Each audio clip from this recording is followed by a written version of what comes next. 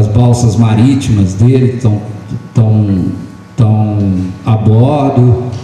Ele mantém tudo exigido do mar para poder também pegar esse outro tipo de serviço, que é desencalhar navio, porque ele empurra e reboca também. Ele tem um empurrador rebocador.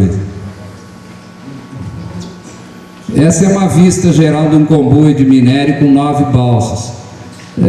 São 3x3, cada balsa tem 80 metros, são 240 metros, mais uns 20 e poucos metros de empurrador. Então é 260, a balsa tem 16, é 260 por 48. O corpo que anda lá pelo meio dos estreitos lá. Essa é uma visão do passadiço. As balsas, elas não têm cobertura, ainda não tinham cobertura. Estava se vendo de que forma ia cobrir esse minério.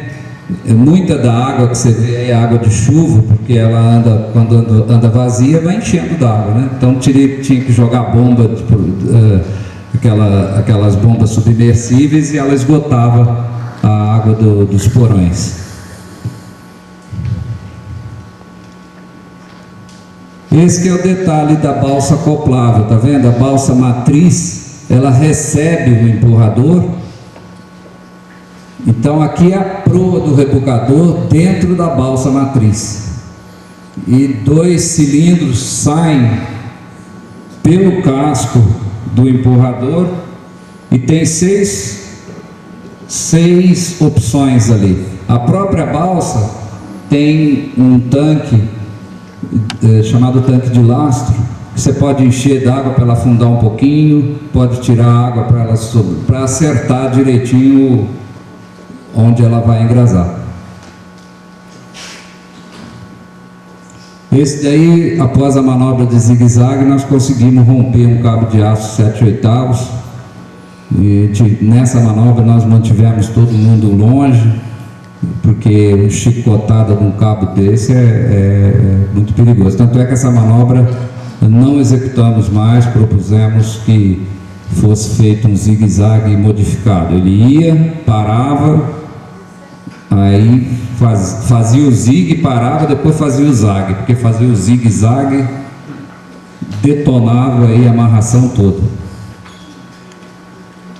Aí o IPT, como deu alguns problemas lá de rompimento de cabo, o IPT levou uma célula de carga. Essa pecinha aqui no meio dessas duas manilhas é uma célula de carga. As manilhas pesam mais do que a célula de carga, mas elas fazem par com ela. Então o camarada que saiu aqui de São Paulo para ir para Belém, levou umas caixas pesadíssimas com essas manilhas para montar. A célula de carga, ela registra a tensão no cabo. Então você estica, e elas são usadas também para um teste que a gente faz em rebocador chamado bolar pull. Você amarra o rebocador e dá toda a marcha avante. Ele tenta arrancar aquele cabeço. Aí essa é marcado na célula de carga, e os empurradores são cadastrados por essa puxada dele. Então tem rebocador de 30 toneladas, rebocador de 12 toneladas, 15 toneladas, é a função da força que ele puxa. Esse daí é um acelerômetro, também é uma oportunidade de mostrar para vocês, que a gente vê poucas vezes, assim, se você não trabalhar com isso, né? É que a gente sentiu que as balsas perto da foz do Rio Pará começaram a subir e descer, cada uma tendo uma vida própria.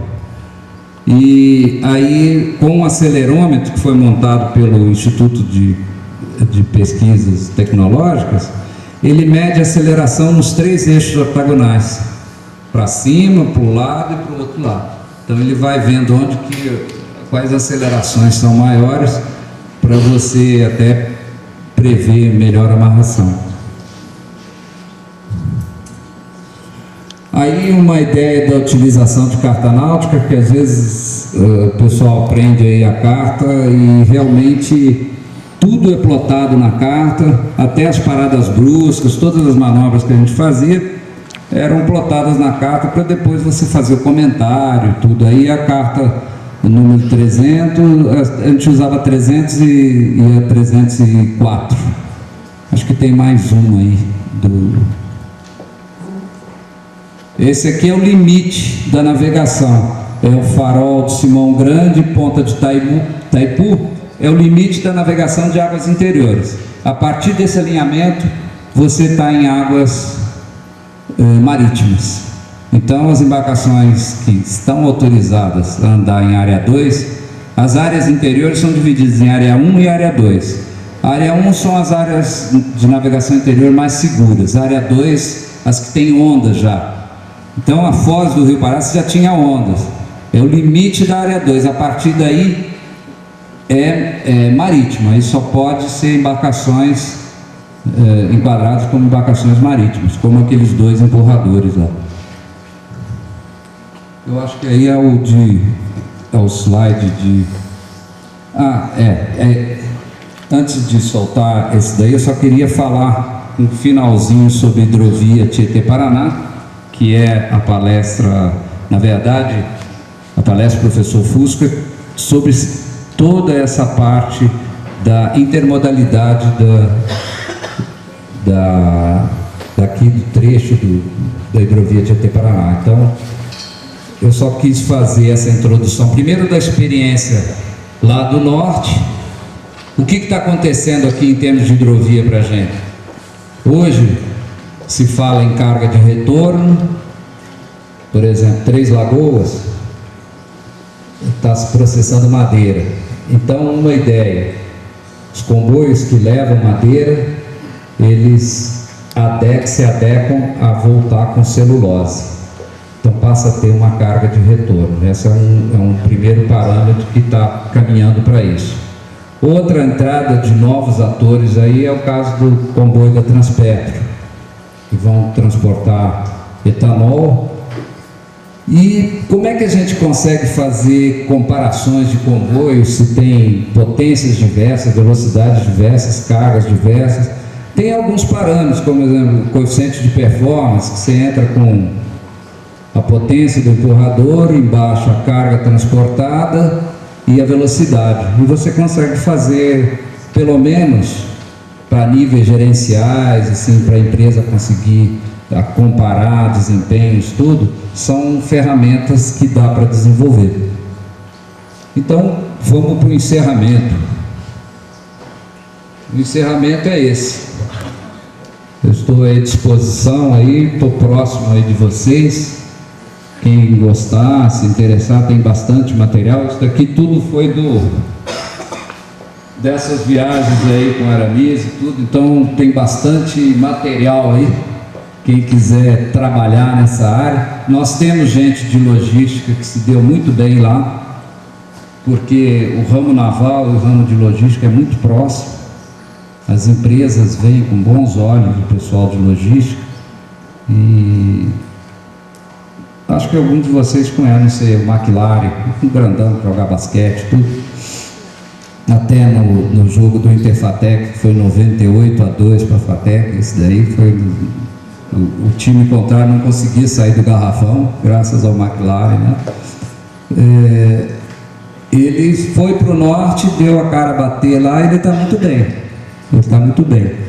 E não temos outras histórias. Eu acho que quem quiser alçar voo vai muito bem nessa área, viu? Na área naval nós estamos com 60 tecnólogos em Manaus, uns 20 lá na área de Belém. E eu acho que da área de logística poderiam ter outras histórias de McLaren aí que se deram bem, são muito bem aceitos. E ele já até mudou de empresa lá já. Ele já está rodando por lá. E hoje, com esse negócio da rede social, aí vocês se comunicam, perguntam até, né? Quanto está ganhando, como é que está, não sei o quê. Pessoal, obrigado aí. Eu vou passar para o professor Fusco e depois a gente faz as perguntas, se tiver algum.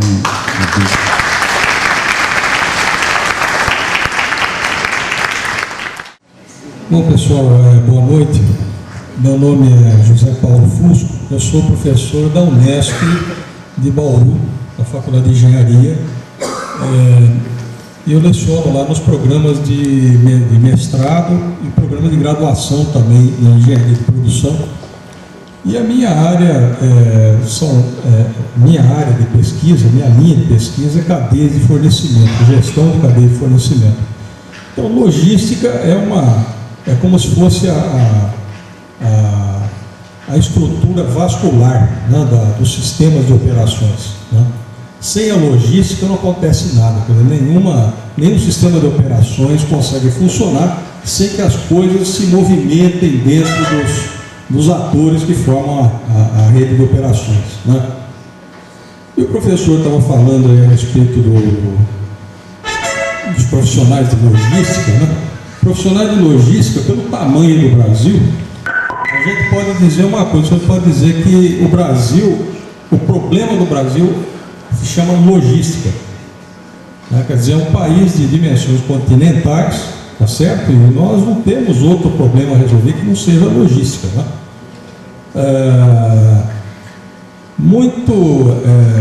Às vezes a gente fica um tanto decepcionado porque as coisas demoram para acontecer, né? Mas eu não vou falar para vocês aqui sobre o que o professor Lucchini estava falando, porque ele é um expert no assunto, eu vou correr o risco de chover no molhado aqui, né? Então eu preparei uma apresentação, mas no sentido de questionar, né, o porquê dos modais, né? Quer dizer, cada modal, se o modal hidroviário fosse o modal mais barato do mundo, né? Ora bola, a gente não estaria aí com caminhões nas estradas, com avião voando com carga para lá e para cá, né?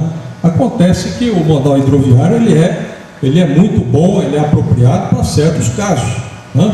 Assim como o modal ferroviário, o modal rodoviário, o modal aéreo, né? Então nós vamos falar um pouco sobre essas condições aqui, quer dizer, quais casos em que isso daí é verdade, né?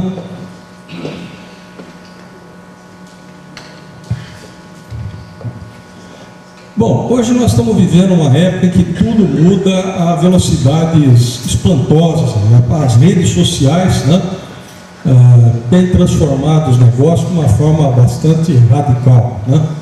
Nós temos visto até os próprios movimentos lá dos manifestantes em tudo quanto é lugar, né? Eles combinam pela rede social e no instantinho está todo mundo lá no lugar que eles combinaram, né? E pronto, né? O fino do planejamento, né? Como é que você consegue fazer isso? Mas como é que nós não conseguimos trazer esse negócio para dentro das empresas, né?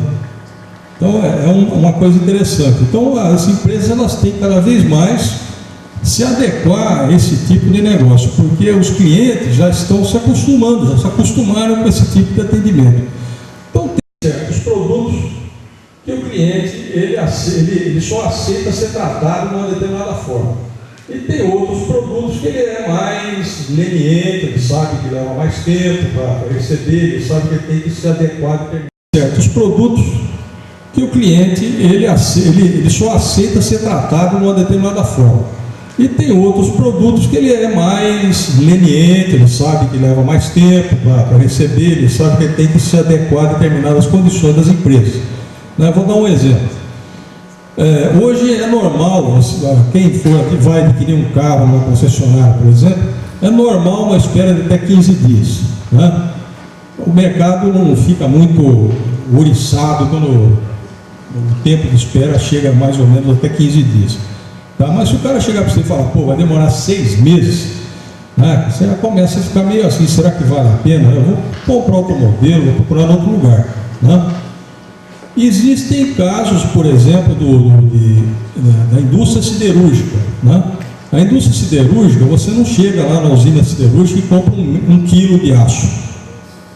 Então, ou você compra uma bobina inteira, né? Ou então você compra 3 ou 4 bobinas, né? Que é a unidade estratégica de produção que eles usam.